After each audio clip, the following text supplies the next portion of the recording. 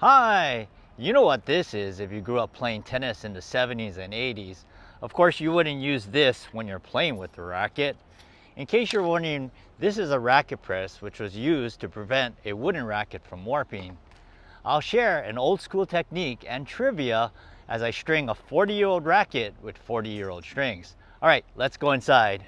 All right, so the racket I'll be stringing is a Dunlop Maxply Fort, and it's a racket that I've always admired for its craftsmanship. In fact, it was the first multi-plied laminated wood racket, and I'm sure it was the inspiration for some of these other rackets that came out with a similar design here. Now, this Maxply Fort was a racket used by top pros like Rod Laver, Virginia Wade, and John McEnroe. And unfortunately, production ended in 1983 as graphite rackets became the thing. Now, I thought it was interesting as I was comparing these rackets, they all varied in length. So typically a racket will be 27 inches in length, and this Kawasaki racket was exactly 27 inches. This Spalding Natural racket came in at 26 and 7/8, and this Maxply Fort was 26 and 5/8 in length. So I didn't really realize that these wood rackets would vary that much in length. But that made me curious about the overall specs of the racket. So we'll just take a look at the weight and the stiffness. So this is an unstrung weight coming in at 12.2 ounces, which is the same as 347 grams. The swing weight, typically on a wood racket, it's going to be pretty hefty. But we'll take a look at what this one comes in at. And again, this is unstrung. This is at 292, which is kind of low actually for a wood racket. And we'll take the stiffness.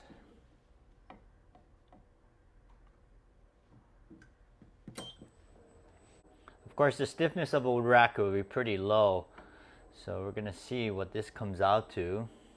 Most graphite rackets are usually between 55 and 70. And this one's at 39. All right, so next we're going to talk about the strings. The strings I'll be using to string this racket is this Ashaway Dura Plus that I found a sample of.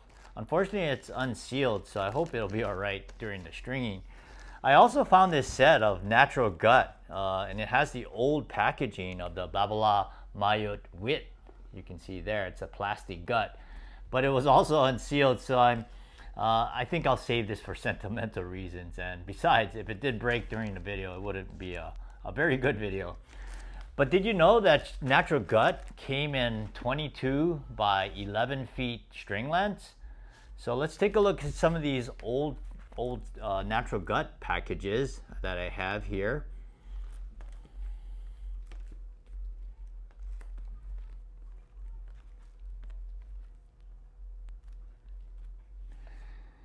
And in case you're wondering why they packaged 22 by 11 feet lengths of string in a package, I'll tell you at the end of this video. When I first learned to string in the 70s, string sets typically came in a 33-foot length. However, I did mention that natural gut, and I must clarify it was lamb's gut, came in a set of two string lengths, one at 22 feet and the other at 11. So of course you needed to know how to install those strings accordingly. Although I'll be stringing this racket with nylon strings, I've always preferred stringing with the 22-11 pattern for wood rackets. And if you want to know why, I'll tell you at the end of this video. Before I get into stringing the Dunlop racket with the 22 by 11 string pattern, I did want to show you typically what a wood racket was strung like. And it was usually an 18 by 20 string pattern, so it was pretty straightforward. In fact, the outer three mains would usually have a shared hole by the crosses. And it was strung two-piece, and the crosses were installed from the head to the throat. Now, what made the 22-11 pattern different was that all the mains were strung, but then 6 of the crosses from the bottom crosses were also installed. Before I install the strings using the 22-11 pattern, you do have to pay attention to how you mount the racket. So you'll notice on the head on this side, there's what I call a W-shaped groove. And on this side, you'll see just those slotted grooves. So what I like to do is always mount that on my machine on the right side. So I'm going to go ahead and place it in here. Now this is the first time I'm actually stringing a wood racket on this machine, so this will be interesting. All right, so now I have my 22-foot length of string, and what you're going to do is the short side is going to be used to string the 9 mains on one side, and the long side will be the other 9 mains and 6 of the bottom crosses. So I'll go ahead and use the racket to measure the actual length that I need for the short side.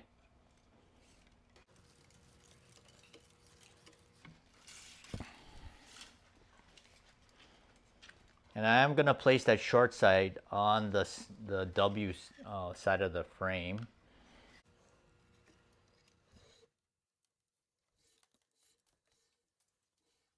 All right, so I have it there. It doesn't matter which side you start with first, but I'm going to go ahead and do the left side first. Now I'm installing a protective pad, but I'll show you a little bit more later. I'm just going to get this first one started.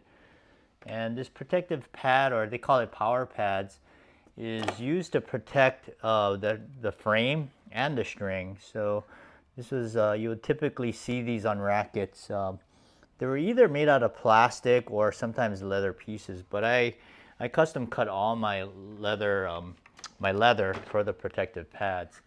So I'm going to go ahead and clamp that string down and start the first main on the left side. I'm going to string this up at 40 pounds just to be safe. All right, so what I'm going to do is use the one string overlap when I'm installing the mains. All right, so I'll show you what I did with that protective pad. So I have this piece of leather that I actually custom cut, and I fold it in half, and then I just put it underneath that string that's being pulled so that it keeps it in place.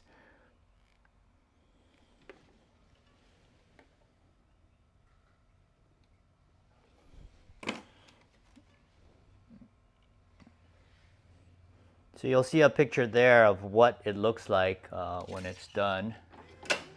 All right, so I'm going to finish the rest of the mains until I get to the last main on the short side. All right, so I'm on the last main on the short side. So what I'm going to do is run that 9th main coming down.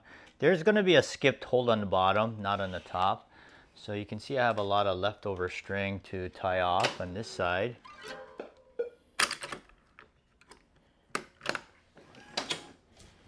All right, so what I'm going to do is make sure that I go down far enough so I have room for the crosses. And there's going to be 3 shared holes, so 1, 2, 3. So as long as I tie off on this string, I should be safe. So right here. All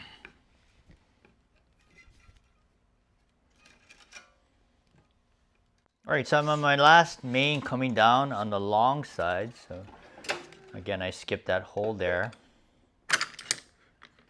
All right, so what I'm going to do is place the clamp so I have enough room to allow for the 6th cross string from the bottom up. So I'm going to make sure that I count for that. And I know that the last one is going to be on the 3rd main string. So that's 1, 2, 3, 4, 5, 6. So I'm going to come up 2 holes up from where I ended up on the mains. And I'm going to go ahead and weave the 6th cross. And then I'm just going to work my way down to the bottom. And again, if this is natural gut, you want to make sure that you're avoiding any kind of twisting, especially on the loop that's on the back end as you're pulling. So what I'm going to do is I'm going to treat the last 2 crosses as hard weaves. And I'm going to go ahead and pull tension on this and not do the one ahead at this point.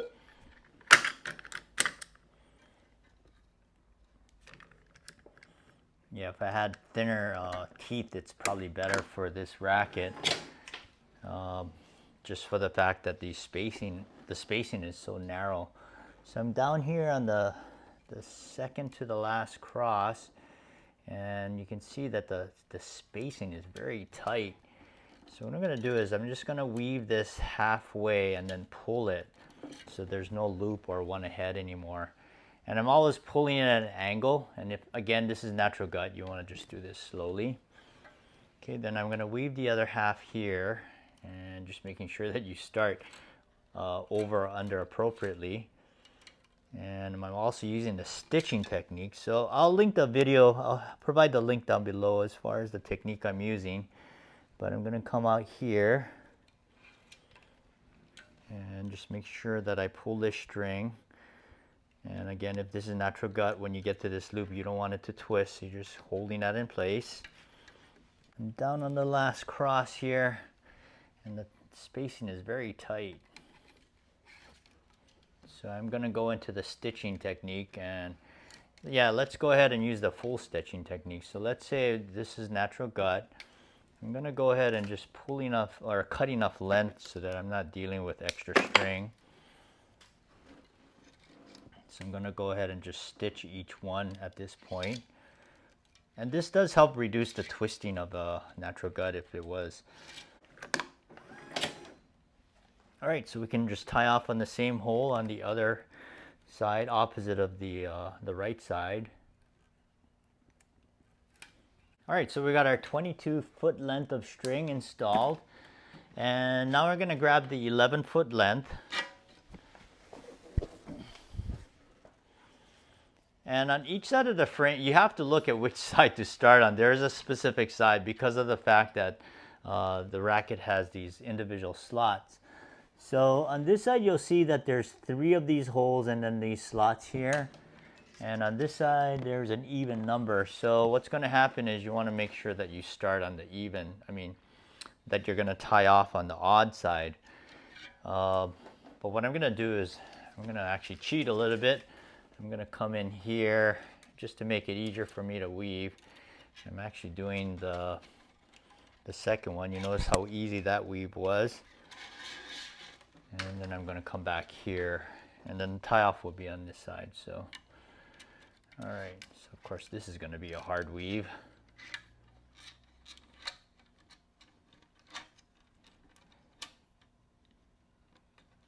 All right. So what I'm going to do is I'm going to use a starting knot. I'm not going to use a starting clamp on the outside. In fact, we didn't have starting clamps back then. So one of the good reasons for that is that you'll be able to have a nice, the tension will be nice and tight on this string.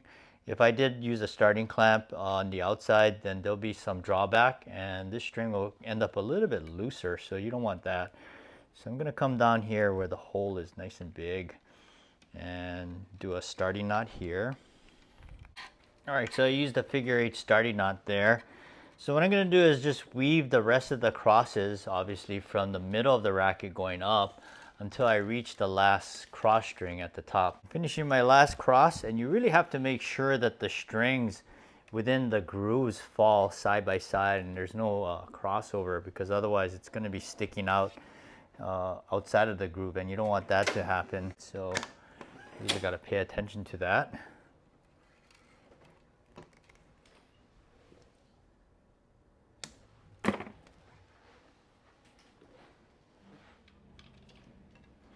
All right, here's the final product. Now that 40 pounds feels pretty tight in this racket, but this is what it looks like right here. So why did I prefer the 2211 stringing technique? Well, here's why. When I used the technique, it allowed me to install the cross strings in the sweet spot area with the least amount of string handling. By starting the crosses from the middle and working my way outwards, it created a more pristine looking string appearance in the middle of the string bed. So here's the answer to the trivial question. Why were natural gut strings packaged in 22 by 11 foot string lengths? Well, when string manufacturers used lamb to manufacture natural gut, the longest length of string they could produce was 22 feet due to the length of their intestines. However, they could manufacture longer lengths of string when cows were used because of their longer intestines, and they found it to be stronger. Thanks for watching. Happy stringing, and let your strings play.